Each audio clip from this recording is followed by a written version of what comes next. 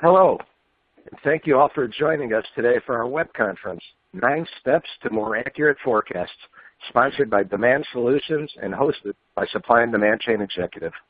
I'm Barry Hochfelder, editor of Supply and Demand Chain Executive magazine. Our mission is to provide intelligence and decision-making information for executives and management professionals as they enable their supply and demand chains for competitive advantage. It's our pleasure as part of that mission to present today's web conference. Before we start, let me give you a brief overview of what you should expect to see. Slides will appear in your screen console, accompanied by live audio from our presenter. Those slides will update as he moves through the presentation, just like a typical PowerPoint. We want this to be an interactive forum, and we've reserved time at the end of the presentation for a Q&A. You can submit any questions you have during the conference by using the question box area on your screen, and we'll try to answer as many as possible. We do have a large number of attendees today, and many questions came in during registration, so we may not be able to answer all of them. The remainder will be answered, however, by email following the event. And please note, we will have an archived version of the seminar posted on the Supply and Demand Chain Executive website, www.sdcexec.com, about 24 hours from now. It's often said forecasting should be a process of continuous improvement. What's not said as often as that is that improved performance only will result from a disciplined focus and diligent effort. Where to begin? Bill Whiteside, our presenter today, is the author of the recent ebook, 42 Principles of Forecasting, and has distilled his 30 years of experience and his work with more than 400 companies into an innovative and effective 9-step process to help you analyze and improve your company's forecast accuracy. As a bonus, every participant in Bill's presentation today will receive a detailed performance analysis checklist along with a PDF copy of 42 Principles of Forecasting. Bill Whiteside was introduced to Demand Solutions in the late 80s when he implemented the software while serving as Director of Marketing for an ice cream manufacturer in Lancaster County, PA. In December 1989, he founded Demand Solutions Northeast to market and support Demand Solutions software in that portion of the country. He's worked with more than 400 companies across a diverse group of industries. And with that, I'll turn it over to Bill Whiteside for our presentation. Bill? Thanks, Barry, and thank you everyone who's joining us this afternoon. I really do appreciate you taking your time the next hour. As Barry mentioned, I wrote an ebook late last year called 42 Principles of Forecasting, and about a third of those principles touched on the area of forecast accuracy, which has always been a particular passion of mine. And when this opportunity to do this webinar came along, it just made sense to pull some of those ideas together. I've combined a few of them. I've also integrated some stories from real life and also boiled them down to some lessons and hopefully some actionable ideas that anyone who's listening today or plays this back will be able to apply to their business. And speaking about forecasting and forecast accuracy, it seems like there are lessons that could be learned from the different ways that forecasts affect very different parts of our lives. Weather forecasting, we want to have a sense of what we're going to face during the day, how we should dress, how we should pack, what driving we should be prepared for. If we're taking a trip, we want to have a sense of, well, based on our past experience, how long is that's going to take us? And that's where I'm going to start. We're going to be talking about conditioning your data and working with the appropriate data for forecasting. I'm going to start with a story that's related to travel, but the lesson here should tie to supply chain forecasting. One of the companies that we work with is Friendly Ice Cream. There are people from around the world on this call, but the people in the States especially probably know Friendly's from their restaurants, from the packaged ice cream that's sold in stores. They're located in Wilbraham, Massachusetts, which is just outside of Springfield. And I've been going there for meetings for about the last dozen years. Once in a while I drive. I can fly to Hartford from time to time, but my favorite way of traveling there is to take the train to New Haven, rent a car, and then drive up to Wilbraham. And I've done it enough. I pretty much can count on the ride taking between an hour to an hour and 15 minutes. I double-checked on MapQuest. just to make sure I had the stats right, and it said the distance is 72 miles. It should take an hour and 15 minutes. And I was there about 3 weeks ago for a meeting, and I gave myself an hour and a half, figuring I had a cushion. I was well on my way, had plenty of time. And then this happened. This wasn't me. Fortunately, it wasn't serious. It was a classic fender bender or door banger on the side of the highway, but it blocked one lane. And with people watching it and gawking at the accident, that also slowed down the traffic in the other lane. So the end result of that was the trip that would normally take an hour and 15 minutes to an hour and a half, took close to 2.5 hours. And I ended up being late for the meeting. Now I'm going to be heading back to Friendly's in about 3 weeks for another meeting. And in terms of factoring in the time that's going to be required to get there, I've worked with a few people in forecasting that would say that, well, your most recent experience was about 2.5 hours, and that's what you should plan for. Or maybe you should average that in with your previous transit times.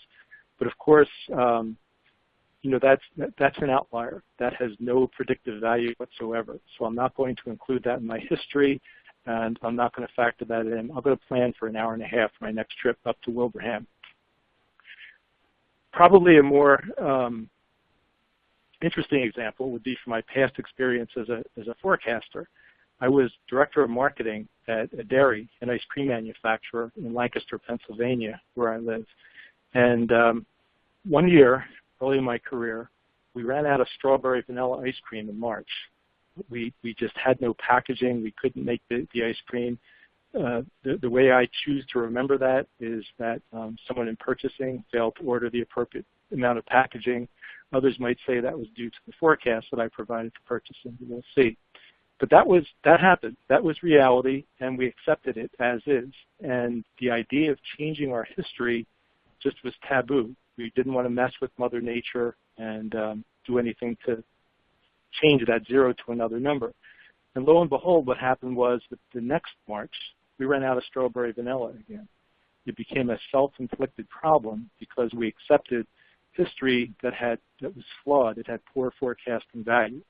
So one of the lessons I learned was the purpose in doing forecasting is to give yourself the best possible forecast and to have the appropriate amount of inventory. And anything you can do to improve your chances of having a better forecast is certainly in your best interest, even if it comes to adjusting history. So we would have been better off adjusting that first March to something like 3,000, which is what we could have sold, and that would have given us a better forecast going forward. Now, also in line of what you could have sold, when we first meet with a company and we talk about loading history into the software, looking at history for patterns that we're going to use to drive our forecast, one of the first questions we ask is, what is your history? Is it shipment history? Is it order history? Order history would reflect what your customers request and when they request it. It's the best high-definition picture of what your customer demand is. And when we can get it, that's our preference, and that typically results in the best forecast. It's not uncommon, though, for companies to have only shipment history available, and sometimes there's not that big of a disconnect. You can see on the graph here that the purple line shows what this sample item's order history had been. The silver bluish line shows what shipment history was. A bit over to the left, in June of the first year, the shipment history fell short. There was a shortage of raw materials, so they weren't able to meet the customer demand. Kind of towards the middle, a similar problem happened. So there are really 3 instances in this particular example where the shipment history fell short of what the order history was. And if this company only had the shipment history to rely on, the impact of that would have been felt in the forecast, because over to the right of the bar, you'll see how you can see how the forecast that was derived from the shipment history in a couple of instances falls short of what the true demand is. So if you have order history available, that's what you want to base your forecast in. And in terms of conditioning your data, number one, you want to improve the history you have available to you, and you also want to start with the very best history. Now, for each of the steps that we're going to be talking about today, I'll end each one with a slide with some lessons and also some action items. And as you all know, flawed data is a guarantee of flawed results. So if you're basing your forecast on products, on history that doesn't have predictive value, you're going to pay the price with flawed forecasts. And there may even be instances where your data is 100% accurate, like that example of we really did run out of product that one March, but could still be imperfect. So you want to do what you can to improve its forecasting value. Certainly don't adjust every month. Don't waste your time on adjustments that aren't significant. But if there was anything that occurred that's not a reflection of your true demand, it's certainly to your benefit to improve your history. And then just a reminder that order history will provide a truer picture of your demand than shipment history. And where I got religion from this was we finally did embrace a practice where we adjusted history for significant shortfalls. We also entered a notation about any adjustments that we made, and that more realistic history resulted in much more reliable forecasts. So a few actions that you can take to apply, starting with your history. Certainly if you have access to order history, use it to drive your forecast. If not, don't hesitate to enter selective adjustments. It's not uncommon for there to be spikes in history, one-time events, maybe based on a competitor shortfall or an opportunistic buy. So it's definitely in your best interest to adjust your history to remove those spikes. If there are negative values in your history, perhaps from product returns, the negative numbers tend to drive most forecasting systems kind of nuts. So you want to net out your history to remove the negatives. And as I mentioned from our experience, if you do make an adjustment, make sure you document the rationale behind the adjustment, because at some point in time, you're probably going to have to explain or defend the adjustment that you made.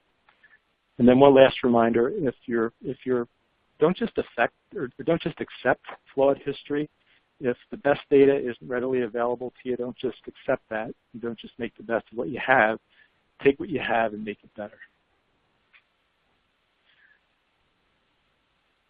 Next step we're going to talk about is the impact of just keeping score and publishing your results. You want to have a sense of how you're doing. It still surprises me a lot. As Barry mentioned in the introduction, I've been at this for more than 25 years. And anecdotally, probably about half the companies that I talk to don't consistently keep score. They don't consistently measure their forecast accuracy. And obviously, that's a key starting point to having more accurate forecasts. And more of these companies yet actually publish their results internally. So I want to talk about the impact of keeping score and publishing the results. And I'll talk about a story first that might not necessarily have to do with forecasts, but imagine if you were a golfer and you set out to play golf in the dark of night. You go to the tee, you tee up the ball, you hit it, swing as hard as you could or as smoothly as you could, and something would happen. But you wouldn't know what. You wouldn't know where the ball went. You wouldn't know how well you did. There'd be no way of keeping score. And unfortunately, that's the approach a lot of companies turn to when it comes to tracking forecast accuracy. So I'm going to talk first about an organization that's outside of supply chain forecasting, but it's a great example of how they saw some significant improvements in their performance simply by publishing the results of their performance. This is a close-in map of a section of New York City, and the NYPD, the New York Police Department, they divide the city into about 36 different police precincts. And this shows the Midtown South precinct, which is in the center of the city. There's a lot of activity there. You can't see it all on the map, but the Empire State Building is in here. There's a diagonal line near Macy's. That's where Broadway is. Madison Square Garden is in there. The major train stations are there.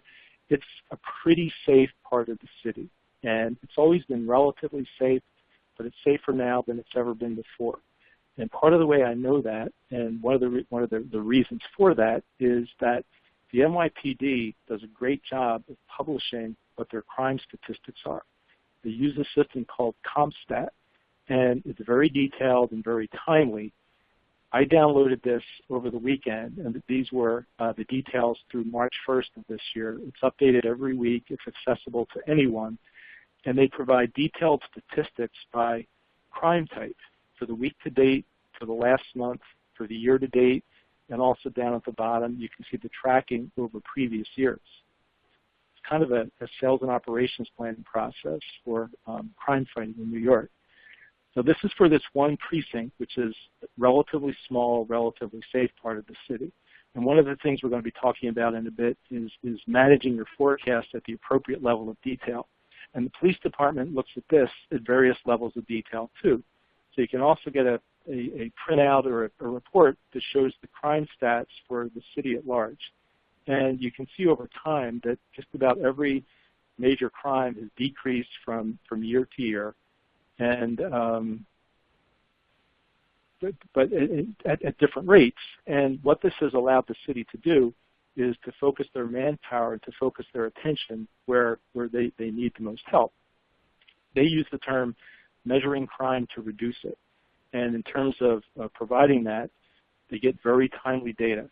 This information used to be available only on an annual data or on a quarterly data. So by the time the managers and the commissioner and the mayor was able to review it, it was too late to act on. So they're getting this every week. What they've done is they've reallocated manpower from one part of the city to another, from one criminal task force to another, and they're focusing on what's important. And they've been able to respond to changes in the patterns of crime. Another thing, I've done some reading on this, some research, and as they've added new crimes to the list, they found that their frequency has dropped because the precinct commanders know that they're being watched. They know this is important. They can see how they're faring compared to their peers throughout the city, so they're focusing their attention. So publishing their data, tracking their data first, and then publishing it has had a very meaningful impact on something as significant as crime stats in New York City. So we'd like to encourage you, if you're not doing this already, to report your forecast accuracy, to jump from crime to forecasting.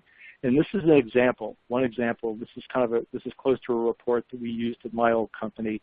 Put a different logo on here. This brewing company is something that we use in some of our demos and some of our training classes. But what we do here is we track the accuracy of each of our forecasters and planners. We show them how they're doing overall. We also give them a sense of how how close they are to the perfect forecast. How many of their forecasts are plus or minus 10%, 20%, 30%, etc. Down towards the bottom, we're also giving them a sense of how much value they're adding to the process. There's a cell that looks at the number of items where the forecast was adjusted, and we provided them with feedback as to whether or not their adjusted forecast is more accurate than the system forecast. And I'll talk about this in a little bit more detail in just a few seconds, but the fact that we published this and the fact that they could see their performance against their peers, this had a pretty significant impact on our overall forecast accuracy. So this first lesson, you've probably seen a couple of dozen variations of this, that you won't manage what you don't measure. Don't accept that forecast results cannot be improved. I mean, forecasting isn't like the lottery. It's not like a game of chance that you just throw a number out there and mindlessly accept the results. I've heard people say that forecasting is a mix of art and science, but then the quote I heard that I like the best is that forecasting is really a craft, and it's something that you can improve and hone with some discipline, experience, and skill. Once in a while, we're asked the question, what kind of forecast accuracy can we expect, either with your software or with the process? And the flat-out answer is we never know. There's no guarantee. It varies from company to company. It varies from product line to product line. One thing I can guarantee, though, from experience is, though, that the companies that consistently measure their accuracy, analyze the root cause of forecast error, and apply their lessons, they enjoy, without exception, consistent improvements in their forecast accuracy. And in doing that, one of the keys is to drill into the items with the least accurate forecast.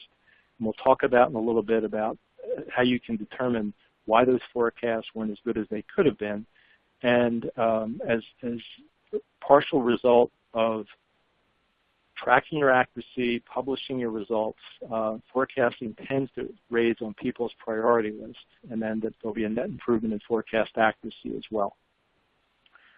So the first recommendation is embrace this principle of measuring crime to reduce it. Incorporate that into your forecast accuracy review. Start it. If you're not measuring, not tracking your forecast accuracy today, please do it. We also recommend you keep more than one score. The norm is to measure the accuracy of your monthly forecast. And you should also factor in your lead times, your lag times on that. So if you're not a manufacturer, if you're importing products and you have a 3-month lead time from the East, we're sitting here today on March 11th, so you may want to measure the accuracy of the June forecast that you worked on in March. But in addition to measuring that 1-month forecast, we'd also suggest measuring the accuracy on a rolling 3-month basis, because you may have occasions where an order might ship from 1 month to the next and throw off both months. Certainly focus in on the products where you missed the most and publish your results as part of your process. And in doing so, it's common knowledge, most of us are competitive, and forecasting will be at a certain level on my priority list. But as soon as I find out that my forecasts are being compared with one of my peers, it's going to raise to a higher level on that priority list. And as part of the program, the next step is to consider an incentive program, reward your forecast accuracy. Now, I'm really going to date myself here. Barry mentioned that I've been doing this for close to 30 years, and some people will recognize this guy, some won't.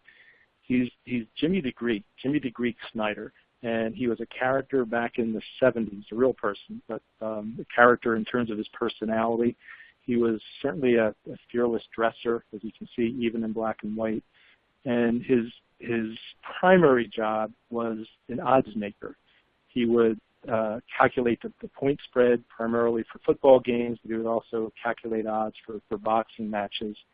And he was very popular on TV. He was even on, for about 12 years, on TV broadcasts for the NFL, the National Football League. And Jimmy the Greek, at least in my small circle, pretty much became synonymous for gambling. So back when I was a forecaster, and I had responsibility for managing 3 forecasters, we implemented what I called the Jimmy the Greek Award. And the idea was to give our forecasters some incentive to improve their forecast, to apply their knowledge of our products, of our customers, of the business channels, and take the system-generated forecast that we started with and use their knowledge of the business to improve the forecast. And my starting point was I didn't think they would ever beat the system forecast. But I wanted to get their attention and to reward the occasional instance where they did beat the system. And what happened was, over a 24-month period, which is the time that we ran this program, one other thing too.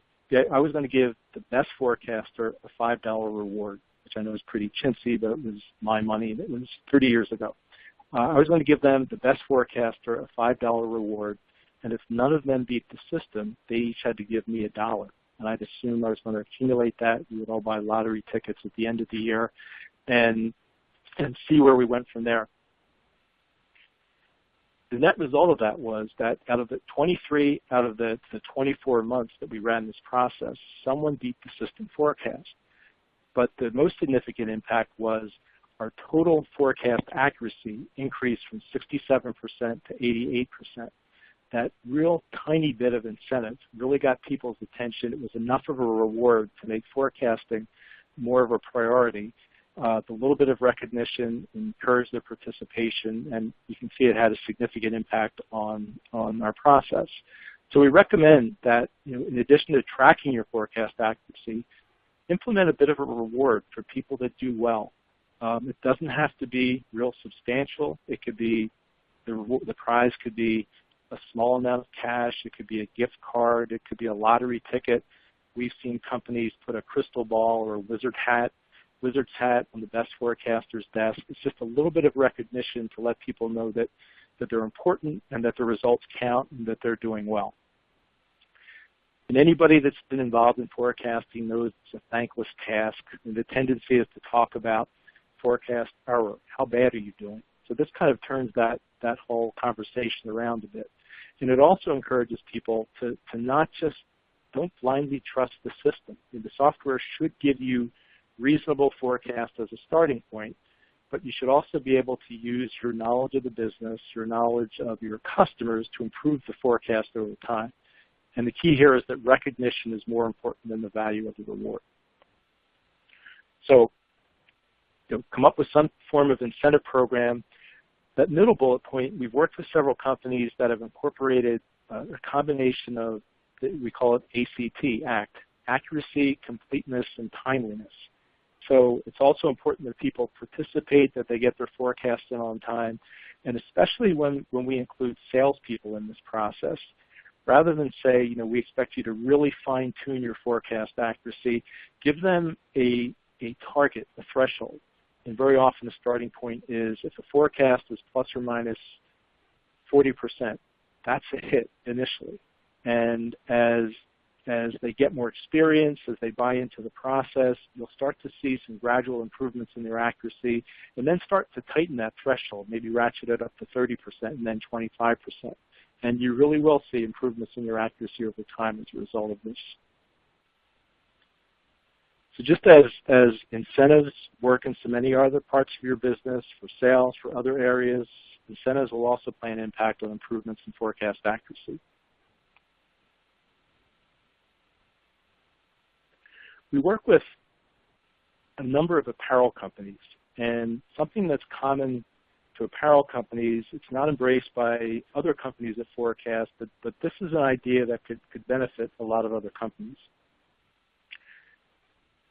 And what that is, the last time you bought a garment, let's say it was a shirt, you probably found a style that worked for you, something that you liked. You either bought it online or bought it in the store.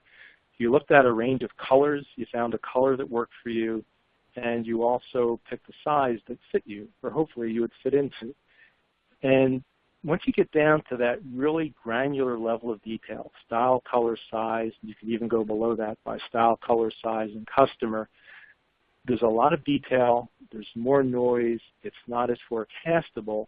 So every apparel company that we've worked with has determined it's just not productive to actively manage the forecast at that level of detail. Now, this is the level of detail at which their customers buy their product, by style, color, and size. But in terms of managing their day in, day out work, it's not productive to spend all their time working on the forecast by style, color, and size. So instead, what they'll do is they'll go to a higher level. They'll start at the style total level, which is the summary of all of the sizes and all of the colors. And in this case, we're starting with the forecast of 24,000 units. And what they'll do is they'll use the software, and by using a color scale and a size scale, flow that top-level forecast down to the individual SKUs, down at the lowest level of detail. And they'll take the percentages that are applied to the software and come up with unit forecasts down at the lowest level of detail. If, for example, we were to start with history at the lowest level of detail and start to forecast, there's a lot more noise down at the style, color, size level, a lot more volatility, and the forecast all the way through the chain, down at the SKU level and all the way up to the top, would actually be less accurate if we started from the bottom up. So if you can find a summary level of detail that makes sense for your business, you'll probably enjoy more accurate, more realistic forecasts. And I know especially today where there's just so much data available, point-of-sale data, customer-level data, data by zip code, it's tempting to think that that's going to improve our forecast accuracy. The granular data doesn't necessarily translate to more reliable forecasts. Sometimes it's just noise. And especially one other thing in terms of forecasting different levels of detail. When our customers come to us, because you can forecast by every single customer, it's tempting to want to do that. But very often they're very small customers, the moms and pops. Their data just has no predictive value. So what we recommend is take the customers that account for the lion's share of your sales. We refer to them as whales, where individually they could cause a big splash and disrupt your business. Break them out individually, and then take the smaller customers, group them into an all-other record, and forecast them in concert. And think that they'll, and this does happen, their sales patterns, their forecast patterns will kind of move together as if they're a school of fish moving in concert. So in terms of determining the appropriate level of detail, two good questions to ask. Does the data have meaningful patterns and predictive value at this level, or is it just too granular where it's non-forecastable? And then are there a manageable number of records at this level? And then determine that, establish the link with your lowest level of detail. Most forecasting systems allow you to do top-down, bottom-up forecasting, and then manage your forecast at the appropriate level of detail.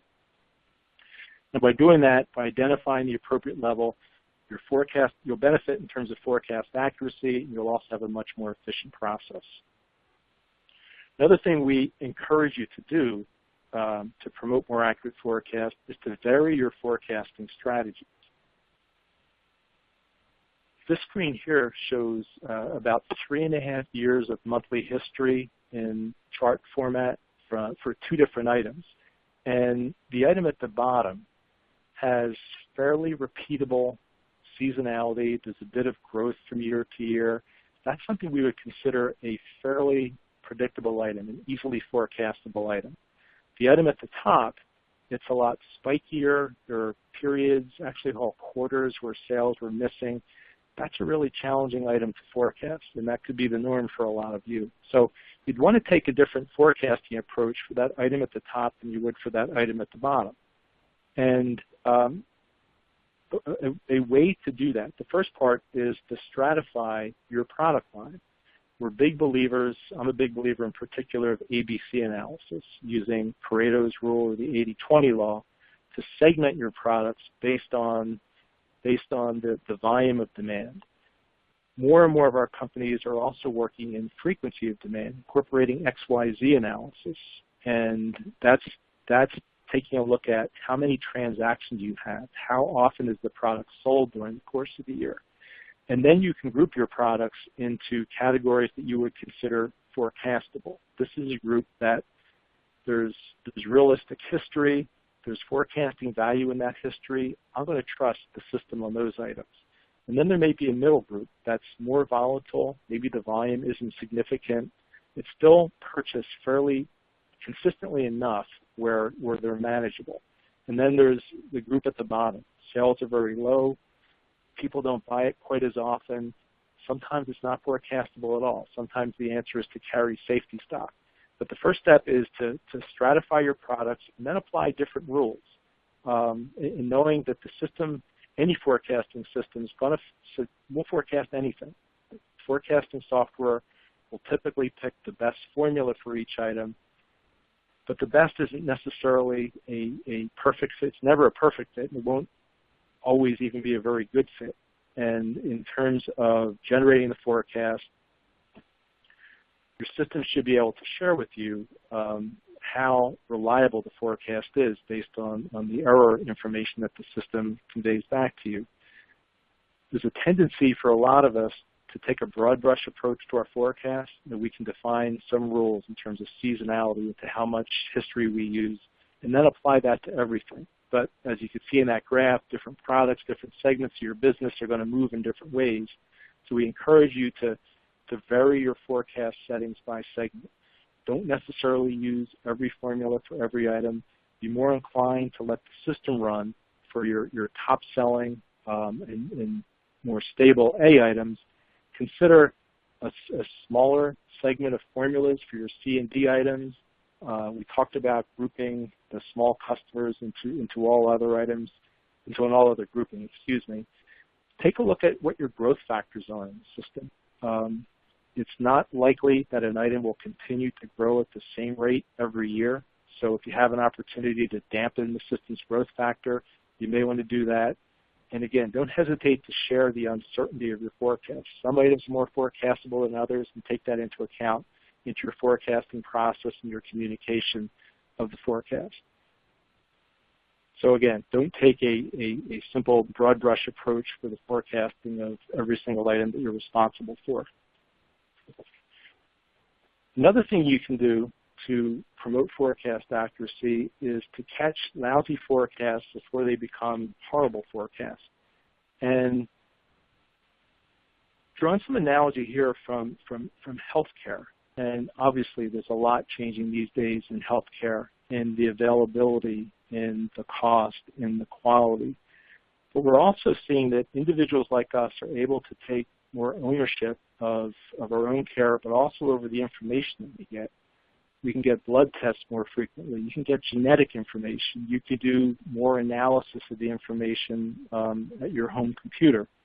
And it's really changed how people respond to healthcare information. It used to be that you had to have an acute symptom before you got any helpful information. You'd spike a high fever, or you'd have just a horrible pain, and that would drive you to the doctor. Well, with the available of information today, you can do your own testing, you can track your own trends, and before you get to an acute situation, you take ownership of the problem. So I'm not going to compare the forecasting of beer, which is what we have in this example here, with your own health care, but trying to use that analogy to make the point that you should track the health of your forecast on a regular basis. This is an example of a month-to-date report. And the idea here is that every day, download what your month-to-date sales have been or your week-to-date sales have been. Take a look at that against what your forecast is for the month. There's a column that looks at month-to-date sales in units against the forecast, another grouping that looks at this in revenue, and use this to early identify items or product families or customers where the forecast is out of bounds of where you should be. I mean, today, if we were forecasting on a calendar basis, ideally we should be at about 35 to 40% of the forecast for the month. Use this as a quick way to identify products or families of customers that have either oversold or undersold and catch them before they become a problem. Another quick sanity check is one of the first things I would look at back when I was a forecaster to get a sense of if the forecast was realistic.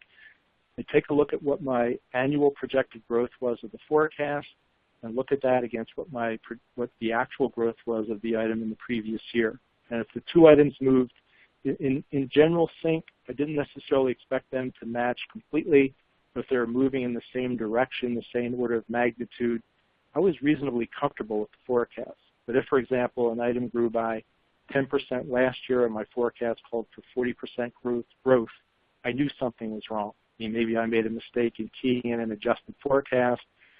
Maybe the system just picked a formula that just wasn't appropriate. So that was a quick sanity check on the validity of the forecast. So be proactive. Don't just look back in the mirror to see how you did last month. Analyze your forecast during the course of the month if you can. And I mentioned that beginning of the month sanity check. Look for outliers that are either exceeding where they should be for the month or items that are underperforming. And also use a sliding scale. I talked about, we're not quite halfway through the month. Obviously, at the end of the month, you're going to be looking at different percentages. I'd be really concerned about items that were 150% of the forecast or maybe 25% of the forecast, items that have underperformed. So, don't just accept poor performance. If you can detect items that are likely to fail, don't wait for them to fail. Catch them early. The people who know me, work with me, know I'm a big believer in pictures. Maybe it's due to my marketing background, but data visualization, the ability to look at a graph, will often tell me a story about my business I just can't get by looking at the data. And I learned an interesting example about this just about a year ago. There was a book that was published, Capital in the 21st Century. It's by a French professor. I looked up the pronunciation of his name, Thomas Piketty, and it was an international bestseller. It came out April of last year. It sold 1.5 million copies. It's available in countless languages. There's a side story. It's also been proven to be the least read book in the history of modern publishing. And it's too much of a digression to get into for this presentation, but if anyone's interested in that calculation, if you're a numbers geek like me, you might find it interesting. My contact information will appear at the end of this presentation. I'll be happy to send you a link to this story.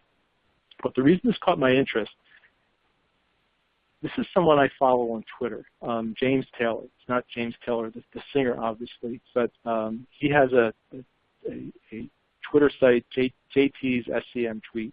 And if you're on Twitter, you don't follow him, he's someone I highly recommend. He's always interesting. He's a great source of ideas. And he picked up on something about this book. He took a look at it on Amazon and saw that the average rating by customers was 3 stars out of 5 stars. So it seemed to be just about an average rating. But then he looked at a type of a graph called a histogram, which shows the distribution of the ratings. And about half of the ratings were 5 stars. About half of them were 1 star. And that presents a very different picture of how people really felt about the book and how it was being accepted in the marketplace. You wouldn't have gotten that just from the numeric data. You needed a graph to bring that to life. And I was also excited because I didn't think anyone besides me really got that excited about histograms. But this is an example of the way you can look at your forecast accuracy. And this could be for your company, this could be for a forecaster, it could be for a customer at any level of detail. And this example is kind of the classic bell-shaped curve, where ideally your forecast error would fall around plus or minus 10 or plus or minus 20%. And this is kind of the holy grail that a lot of companies are looking for. In reality, when I was a forecaster, a hypergenetic marketing person, I tended to be optimistic, so my forecast tended to be on the high side. A histogram like this real quickly can show you people's personalities.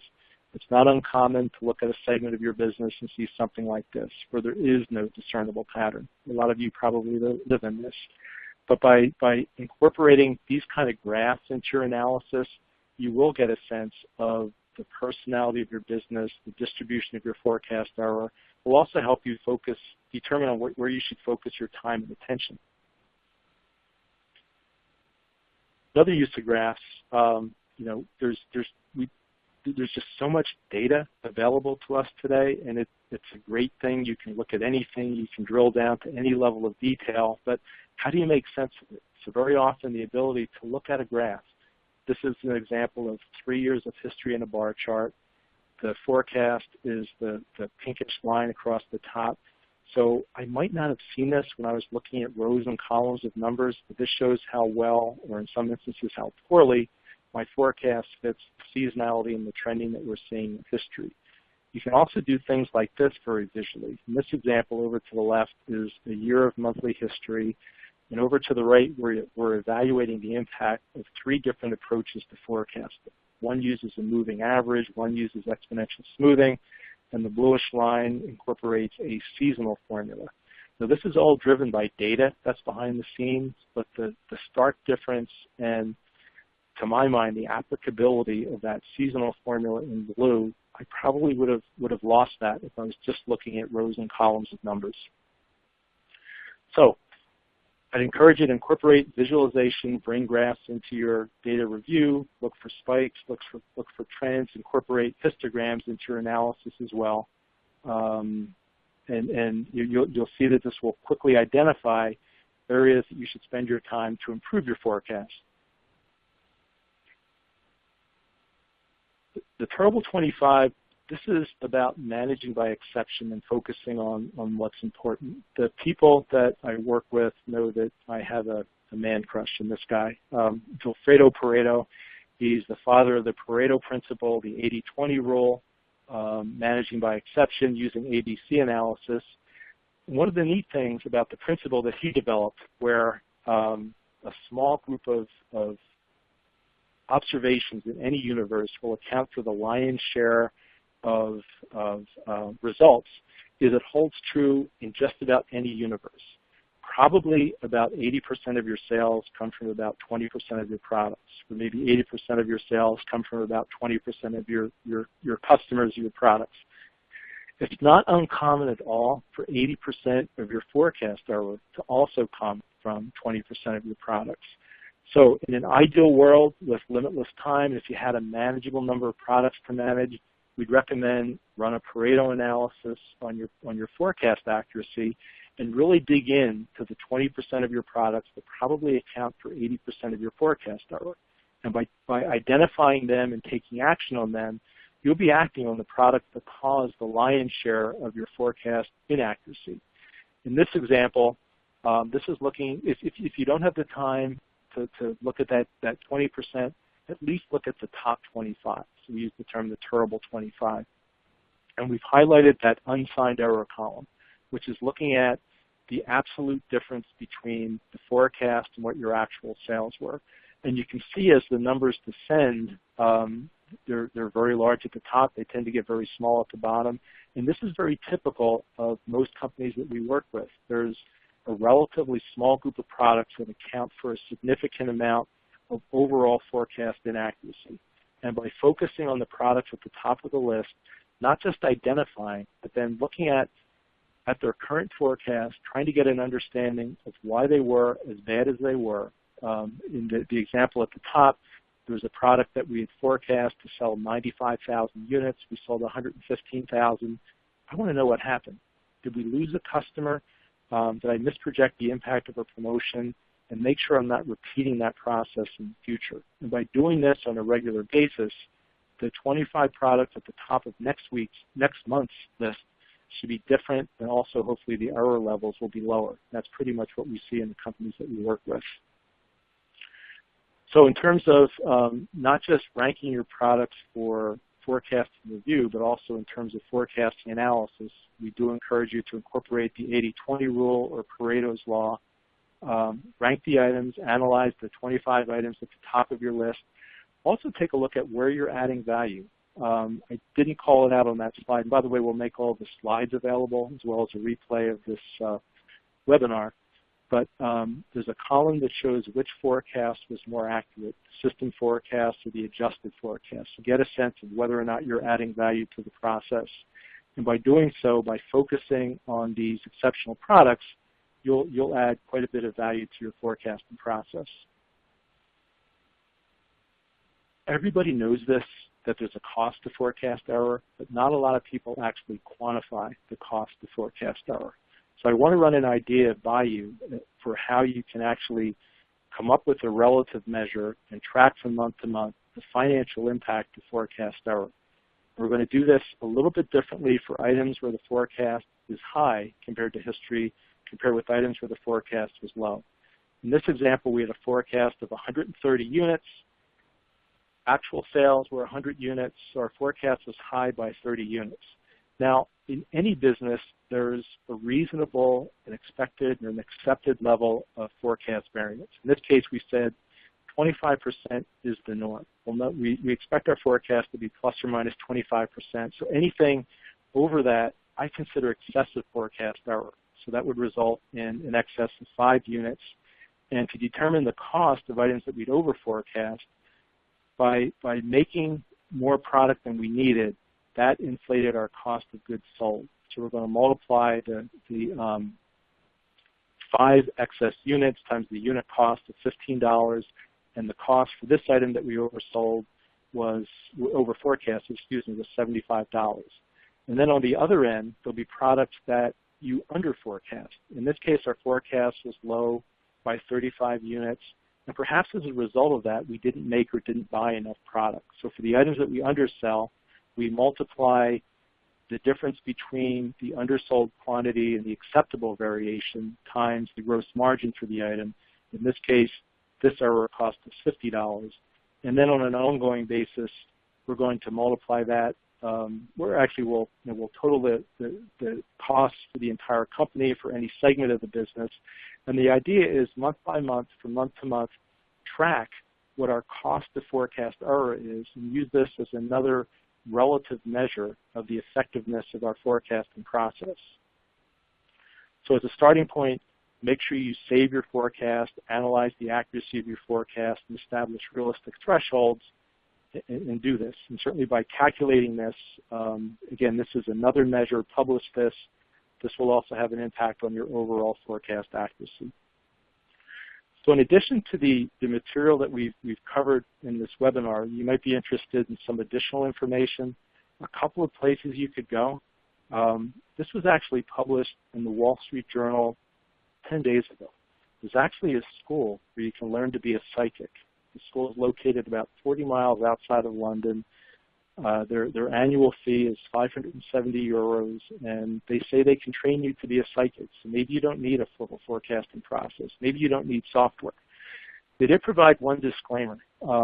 your Uncle Jim who gives bad advice when he's still alive, may still be your Uncle Jim, will still be the Uncle Jim who gives bad advice when he's dead. So be careful about what your expectations are for that course for becoming a psychic. But where you can hopefully find some more practical information, if you go to our website, demandsolutions.com, and if you click on Resource Center, there's several different areas of information. There are case studies. There's our annual magazine that we publish. There's a whole series of white papers. And I'm going to talk about the stuff that I put out, but I'll let you know I work with some really talented and really smart and eloquent people. So there's a wealth of other material. And it's not specific to our forecast. Most of it is to the profession, to the process. The Signal and the Noise by Nate Silver is the best forecasting book I've ever read, most interesting book I've ever read. So I took a number of the ideas, a dozen of ideas from the book. There's a white paper you can find, 12 supply chain forecasting lessons from the Signal and the Noise. There's another white paper on Pareto Analysis, Managing What Matters. Barry talked about the e-book. That's out there with everything you've heard about in this webinar, as well as some additional ideas. I'll put my contact information up at the end. If I'd love for anyone to connect on LinkedIn, and there are periodic ratings I put out there. You can also see, in case you wondered, is he really a fan of Pareto? You'll see that on the LinkedIn site as well. So in summary, just some general rules for forecasting, improving your forecasts. Measure what you should, improve what you can, focus your time and energy on delivering honest and reliable forecasts. Barry, I turn it back to you. Okay, excuse me. Thank you, Bill. A lot of great information there, and we do have some time left for a few questions. I want to again remind everyone an archived version of the conference will be posted at our website, www.sbcexec.com, in about 24 hours, and you'll see all the slides as well. And let's go to our questions now. First one, in case sales orders history has a lot of noise and duplicated information that would take a lot of efforts and time from demand planners, would shipment be the best option in this case? And if yes, should the planner also clean the shipment history up and down?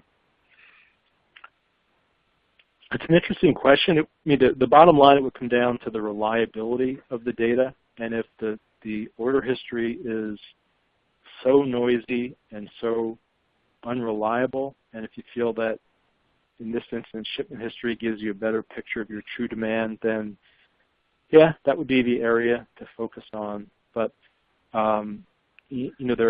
most systems are able to identify outliers in history for you. The very best are able to actually automatically smooth the outliers out of history for you. So you may be able to rely on your software to help, number one, identify the items that you should consider spending more time reviewing their history or changing their history, and perhaps even relying on the software to give you smoother, more reliable history. Okay, good. Next question. You touched on this earlier, but I think it's probably important enough to bring up again. As far as forecast accuracy, would you recommend measuring accuracy at the order or at shipment? I'm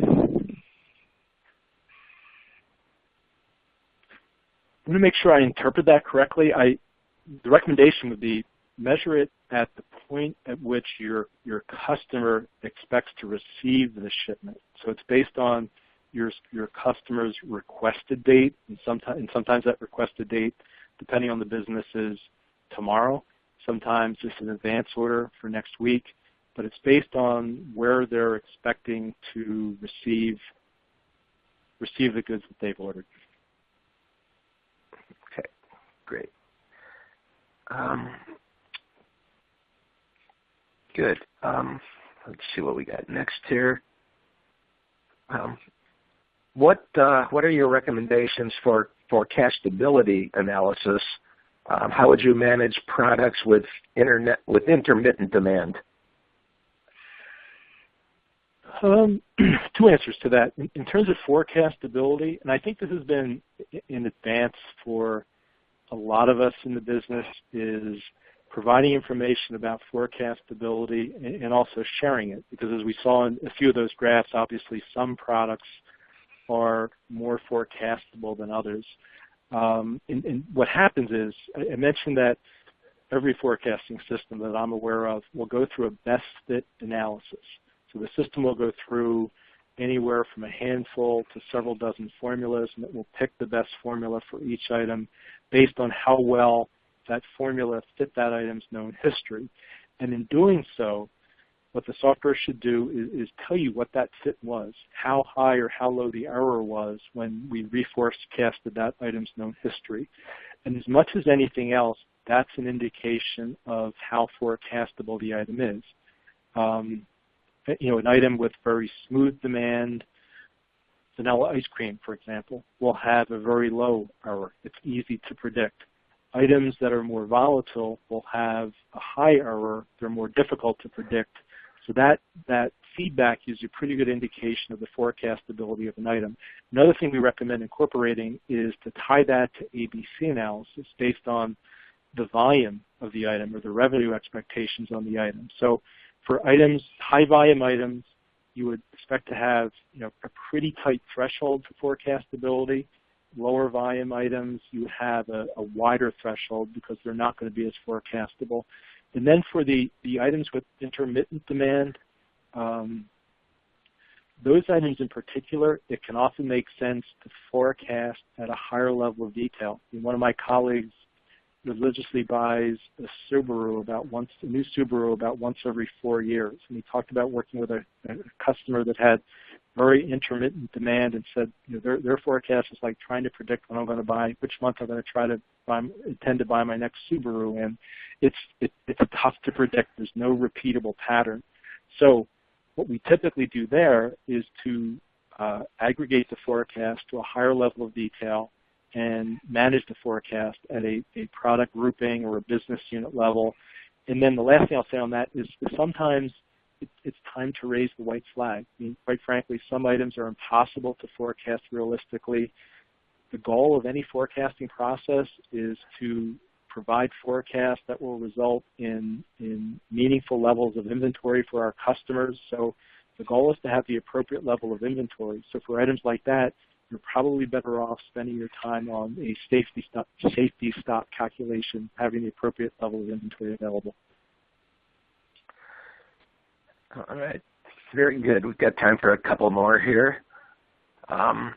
Here's one. Would you agree that weighted MAPE, M-A-P-E, is the best single number measurement for an overall process? Absolutely. As you mentioned earlier on, we'll provide a link to the ebook we have, the 42 Principles of Forecasting, and I forget which number it is, but there's one page that's specifically about weighted MAPE. Most of the people on this call probably know this, but MAPE is mean absolute percentage error, so it takes out the plus and minus signs. It counts a forecast that's high as equally good or bad as a forecast that's low, and it's the best relative indicator of the overall accuracy of your forecast. And we can provide a lot of data in terms of forecast accuracy, but if there's one number you want to look at and one number you should track from month to month and one number you should seek to improve, it absolutely is the weighted MAPE. Okay, great. And time for one more here, but a reminder that all these questions will be answered offline after the webinar. All right, how do you manage lumpy demand? For example, there's a 50% chance a customer might order 1,000 units in January. Do you forecast 1,000 for January or divide it up, 500 January, 500 February? Great question. I'd incorporate a combination of the forecast as well as inventory management. I think the forecast should indicate what you expect to sell and when you expect to sell it. So I'd be inclined to put the forecast into January, but then also in terms of my inventory planning, depending on my lead time, depending on cost and availability of raw materials, I want to make sure I have that 1,000 units in place for when the order is likely to land. So I might plan the 1,000 units in advance or maybe hedge a bit, make sure I have 600 or 750 units And then as we get closer to the order and better sense of whether it's going to fall into January or February or March, either produce or purchase the remaining quantities as we get closer to the actual order. All right, great. Thank you, everyone, for attending. Don't forget that each participant will receive a detailed performance analysis checklist and a PDF of Bill's book, 42 Principles of Forecasting. Now, I'd like to take this opportunity to thank our sponsor, Demand Solutions, and our presenter, Bill Whiteside, Principal of Demand Solutions Northeast. And, of course, thanks to all of you for attending. This concludes our web conference. Goodbye. Thanks, everyone.